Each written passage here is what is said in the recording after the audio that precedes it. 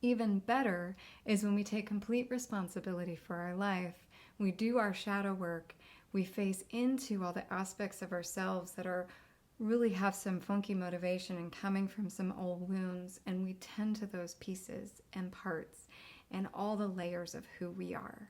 And we accept the harm that we have done, and we accept the mess that we have made, and we understand our part in the world that we have created. That kind of responsibility is amazing, and it's powerful, and it's kind of rare in our culture and in our society. There's a lot of blaming, there's a lot of pointing fingers and looking outside of ourselves for why these things are happening to us and who can we complain about, and right? When the inner feminine, the number 3, that alignment with the head, heart, and gut, that alignment between us and the earth, feeling connected to all of nature, realizing we are not separate, dropping into our heart, the pebble of the mind into the pond of the heart. When we get into that feminine principle and we get really comfortable with receiving all of the goodness of who we are, we step into the masculine, we feel stability and say, I'm going to support that.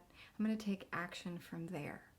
The rebel is saying, not only question everything at a level that might look rebellious, but really is just you coming in and saying, I'm so authentic and listening to myself that I'm letting my authority, my inner authority speak, and I'm going to be discerning, not necessarily judging, but discerning the information that comes in from all the various sources, social media, news media, movies, radio, podcasts, friends, our Skype calls and our Zoom calls and our colleagues and just everything and all the opinions, and there are so many of them right now.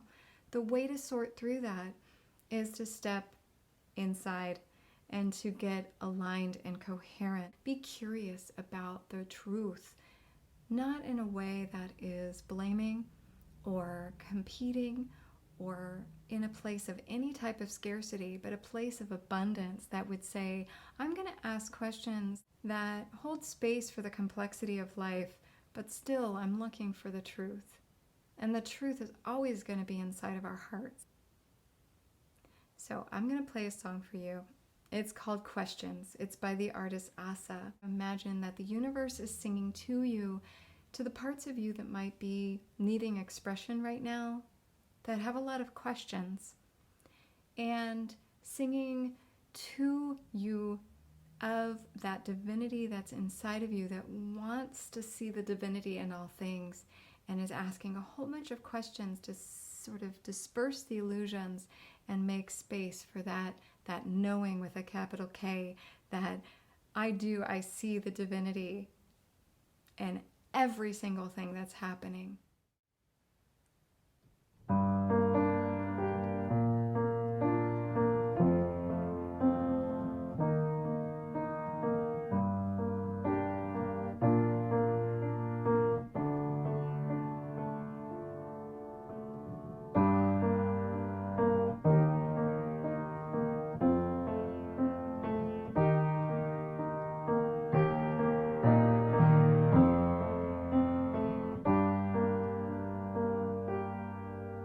Tell me how many women childhood dreams come to pass. Tell me how many movies turn out real.